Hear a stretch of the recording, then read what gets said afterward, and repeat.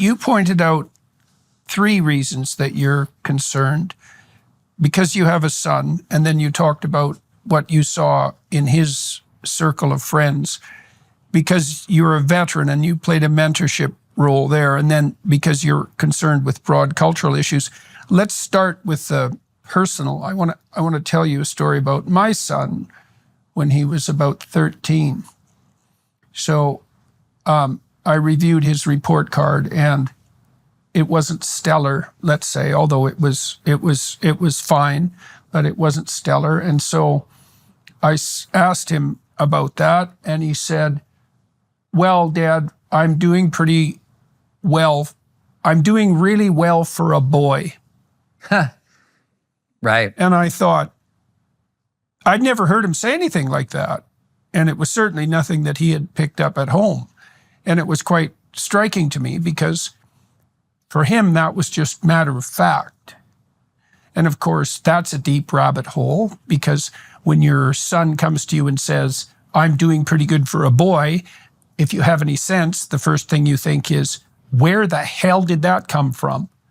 And right. So seriously, because now that's an implicit presupposition that the boys underperform the girls. That was certainly not a presupposition when I was his age. And it wasn't anything that was appropriate for him, because there's nothing wrong with his mind or his conscientiousness. And so, I've observed that boys the school system is not set up for them in the least. The vast majority of teachers are not only female, but infantilizing female and radically left. Boys' play preferences are denigrated. They're required to sit for hours at a time, which is not in keeping with their nature, especially if they're active, in which case they get diagnosed with ADHD and get put on methylphenidate, which suppresses play behavior as one of its primary functions.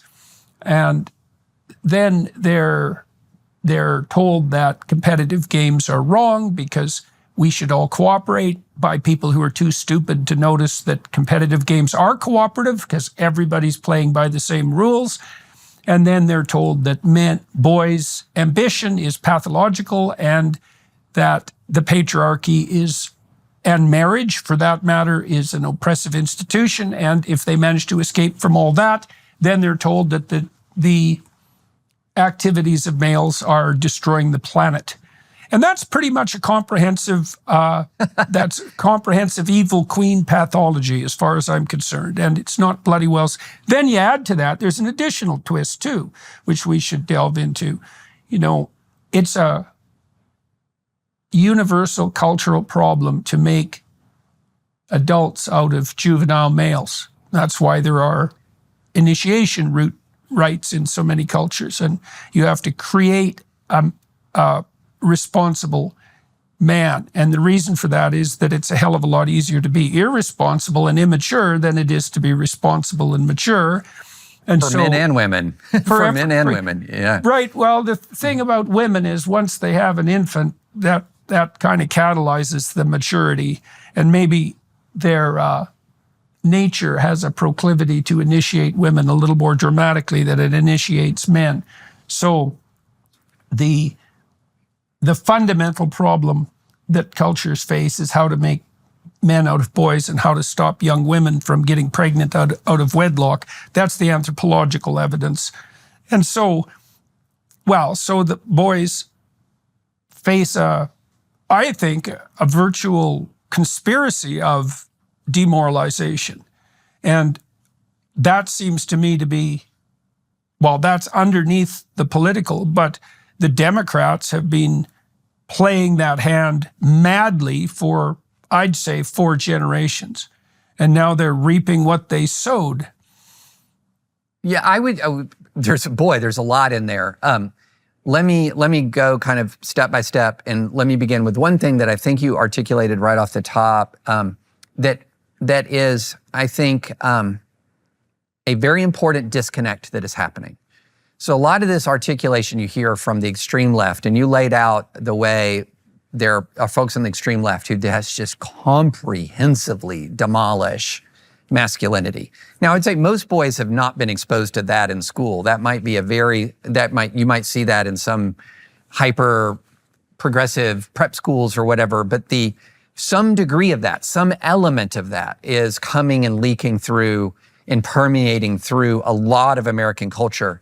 And one of the things that I have seen is that a lot of the people, when we talk about this, when we raise this issue, a lot of people in the commentary and the commentary class and the academic class immediately denigrate a lot of the evidence about the struggles of young men and boys because they don't see in their milieu, they don't see men struggling because they're in places where it might be, say, elite academia or high-level corporate work or in the military or government where men are still at the tip of the spear, at the apex of kind of American commercial and political and economic achievement. Men are still doing quite well.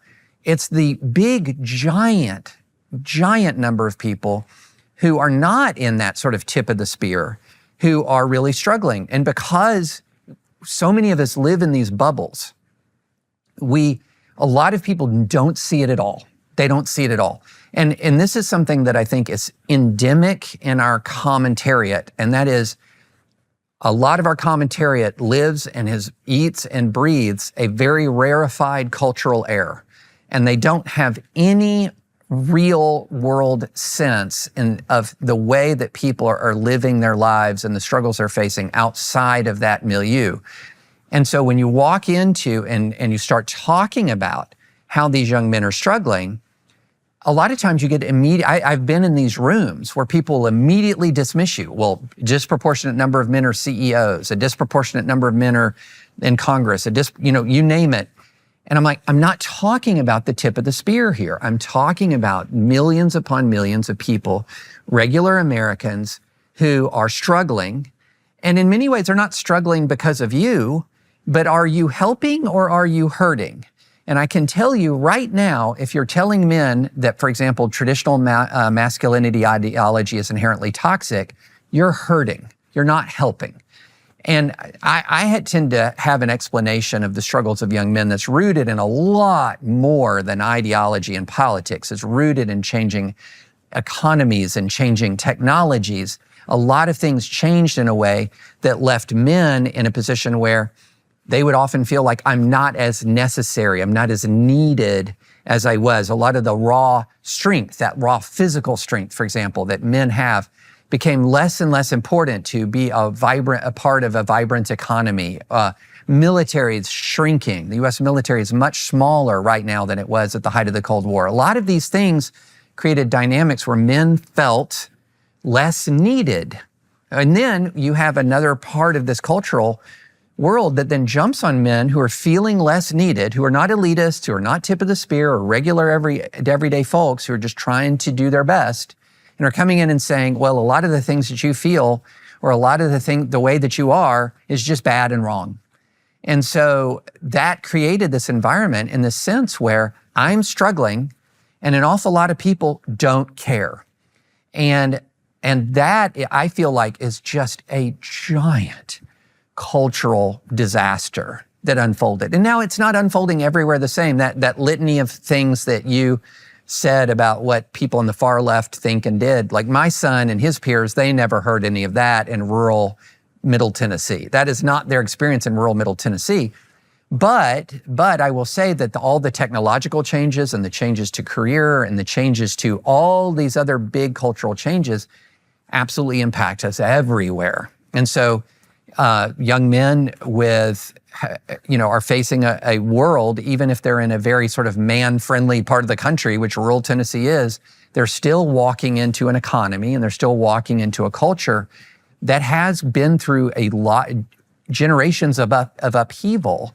And in that circumstance, you really have to intentionally lean in to mentor young men into virtuous masculinity. It doesn't happen by osmosis. It doesn't happen by inertia. It happens through intention. And so that's where, when I was writing my piece that you reached out, when you're in your book, 12 Rules is a lot about intention, like living an intentional life and thinking things through and having an approach and having a purpose. And that's exactly how you cultivate virtuous masculinity is you're living a life of intention. It's not happening by osmosis. It's not happening by inertia. And in fact, a lot of the cultural inertia was destructive, not constructive. And so creating I think it was absolutely vitally necessary to create a kind of counterculture to that was like, hey, young men, we love you. We care about you. We want you to succeed. And I think that's one of the reasons why, and you often see a lot of emotion spring up in men when they do encounter somebody, whether it's somebody who wrote a book or delivered a speech that finally says to them that very simple message, that's what they hear.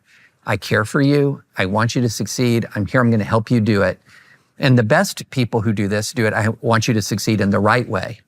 The worst voices are just go get what's yours, young man. That's the toxic message that indulges the worst elements of our nature.